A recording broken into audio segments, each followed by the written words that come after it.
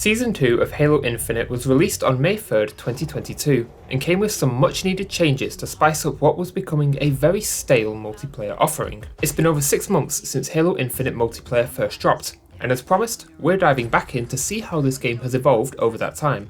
Our review will be primarily focusing on Season 2's offerings, but there will be some insights on how the game evolved towards the end of Season 1.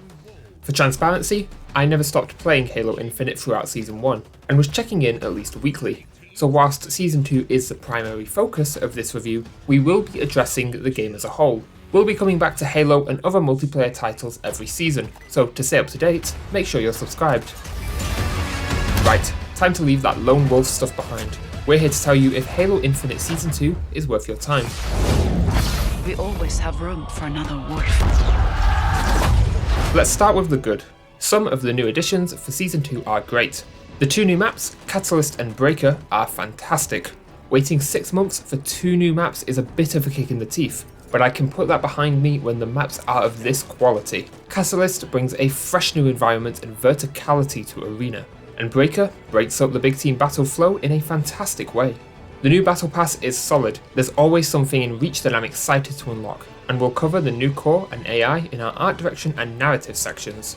Landgrab and King of the Hill are solid Arena additions. These modes both provide an interesting take on zone capture and are always tons of fun. Rumble Pit adds a great set of silly FFA modes mixed with some serious FFA slayer. Last Spartan Standing was a fun break from FFA, but I have more problems than praise with it. Standard modes like Slayer and Tactical Slayer also have different starts, such as the BR for Slayer and the Commando for Tactical Slayer. Variety like this is always welcome. Infinite's sandbox is still fantastic at its core, and whilst there are no new additions, which is a shame, the game still feels fantastic to play, and I'm always having a great time with the moment-to-moment gameplay. Challenges have also received a pretty hefty rework. They are far more generic now. Kill 10 Spartans, earn score, capture zones, win matches. The RNG matchwork has all but gone, and the challenges have me bouncing from game mode to game mode just playing, instead of bouncing from game mode to game mode and hating every minute of it. For the record, I still hate the challenge system, but this is a great step in the right direction.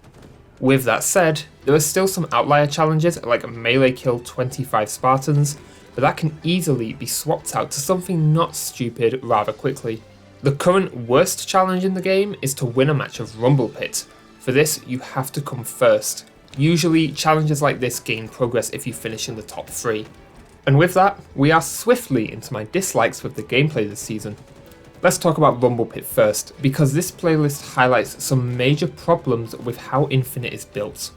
FFA Oddball is the single worst mode in the game.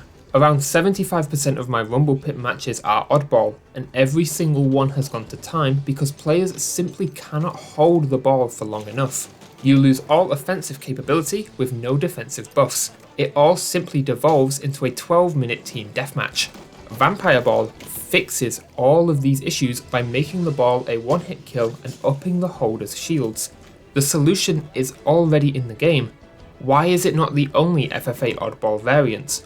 You also cannot queue into a Rumble Pit with your friends. This is the FFA Party Game Mode playlist, and you have to play solo.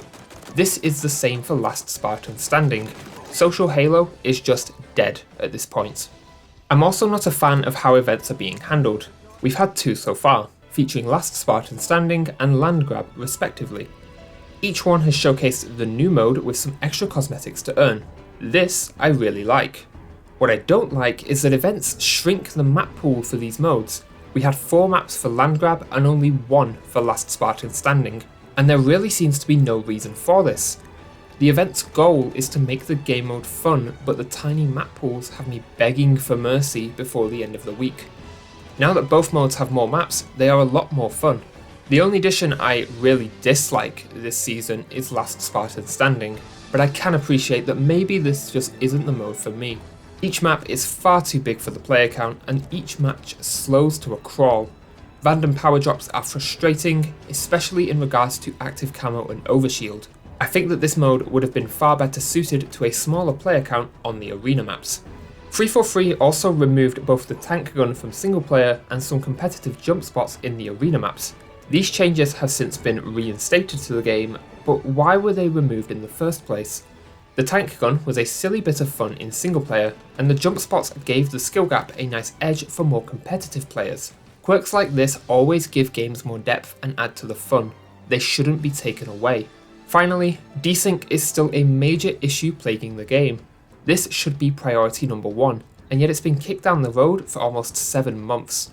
In the end, I still have a blast playing this game, but there are a lot of major issues that I cannot look past when it comes to the objectivity that these reviews strive for. Content delivery is simply too slow. The challenge system is better, but still an awful progression method.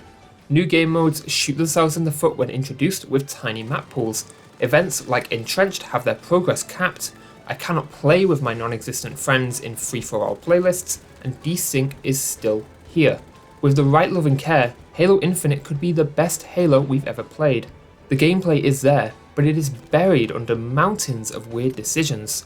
Halo Infinite actually loses a gameplay point with a 3 out of 5 for its current gameplay. It is better than Season 1, but a lot of longevity issues have reared their head in the months since our last review. Alright, complaining over, let's keep this nice and short. The art direction of the new maps is simply fantastic. Catalyst is the most beautiful Forerunner structure we've ever seen, with its sleek halls and invading foliage. Breaker is the antithesis, with its rough shipwrecks and red hue. Breaker also provides a great escape from the forestry of the other 3 big team battle maps. The 2 new cores bring their own uniqueness to how your Spartan can look. Eagle Strike is just so different from anything we've seen in Halo before.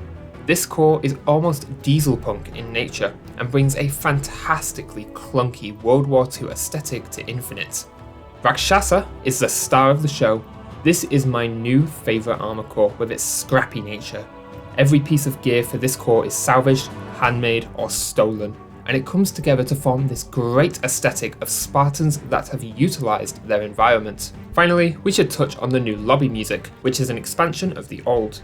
The new tracks are blended seamlessly and are always a pleasant surprise when they show up.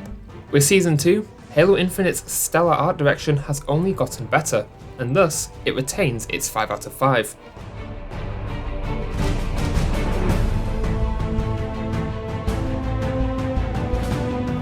Halo Infinite starts what is said to be a multi-season story with the launch of Season 2.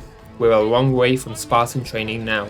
I have to say, the cutscene featuring your Spartan is a really nice touch, and having some context behind the new maps, core and AI goes a long way in making the world feel more connected. Personally, I'm not massively engaged in the story, I'm primarily here to shoot the shit, but what we have is woven into the game well, and I'll never say no to some extra Halo lore. This section is short and sweet. Halo Infinite retains a 4 out of 5 for a well-integrated multiplayer narrative. Last time we looked at Halo Infinite, we thought it was a slim Halo content offering with some great settings detracted by some awful bugs. I can safely say that all of our complaints have had some sort of fix. We're not going through all of the settings again, but there are plenty of options to customize the experience and controls to your liking. As for our review, the speedline option bug has been completely fixed, but for around the first 3 weeks of Season 2, speedlines were completely broken, hence their inclusion in some of our gameplay footage. Controller sensitivity also got a full fix in Season 1, and now allows you to turn at a pace that is comfortable to you. Game mode offerings have been expanded, and existing modes have been tweaked to have more classic variants. We're still missing some staples, like Infected, but the sheer amount of game modes far exceeds those found in Season 1. I'd love to make the big jump here to giving Infinite the full 5 out of 5 for specs, but the major omissions of Forge and Co-op keep it hard locked at a 4 out of 5 for technical offerings. Hopefully, Season 3 will be the final push for that perfect score. The commitment scale, the fear of online shooters everywhere. Hard drive footprint is nice and small at just under 24GB for the multiplayer alone. Even with the campaign installed, you're looking at about 43GB. This is really solid for a multiplayer shooter. Our main commitment issues last season were the awful challenge system, the lack of control over what you actually get to play, and the silly store prices. Once again, we can happily say that all of these things have been tweaked. The challenge system is now much more forgiving, with far more generic challenges. There are still some really stupid challenges, but usually one challenge swap does the trick. It's not perfect, but it is much better. You also have far more control over what game mode you actually want to play. Quick play is still a mess of Slayer, CTF, Oddball, Strongholds, King of the Hill and Attrition, but there are set playlists for modes such as Team Snipers, Fiesta, Tactical Slayer and Land Grab. When I want to play a certain mode, it is massively easier to get the one I want. Again, it's not perfect, but it is much better. I do hate that I can't jump into Rumble Pit or Last Spartan Standing with friends. I imagine these game modes would be hilarious with a full lobby of friends, but alas, I am condemned to solitary silence. Store prices are now much cheaper, and item bundles actually have some value. The price of credits in real cash is identical to Season 1, but your credits will buy more. The store is still tiny and doesn't rotate enough, but the fact that a free-to-play game reduced store prices is wild, and I can commend the hell out of that. Overall, 343 have made some decent strides in how their game respects both your time and money, but there are some core game design philosophies still holding it back. 90% of my gameplay sessions end when my 1 hour double XP token runs out, and whilst that makes it super easy to fit Infinite into my game rotation, the urge to keep playing just isn't there. I feel punished for playing too much because my progression will be faster if I just leave my challenges until tomorrow. In the end, Halo Infinite is doing more to respect your time and money, but there is still a fair way to go. We're bumping it up to a 3 out of 5 on our commitment scale, but hope that we can give it more praise in the future. Season 2 of Halo Infinite is a definite step up from Season 1. Some longevity issues with the gameplay have reared their head after 6 months. The game is still very fun, and I'm hard pressed for a bad time when I jump in. The new content is fantastic, and that does a lot to soften the blow of how little of it there is, and I'm looking forward to the Forge beta in August. Season 2 being another 6 months is a tough pill to swallow, but I hope we'll see some extra content with those drop pods 343 have been talking about. This is still my favourite shooter of the big 3 of 2021. Battlefield 2042 never saw the light of day with me, and COD Vanguard has been gathering dust on my shelf for months. Halo Infinite is still the shooter I'm excited to jump on for an hour every few nights, and in the end, I can confidently say that it is worth your time.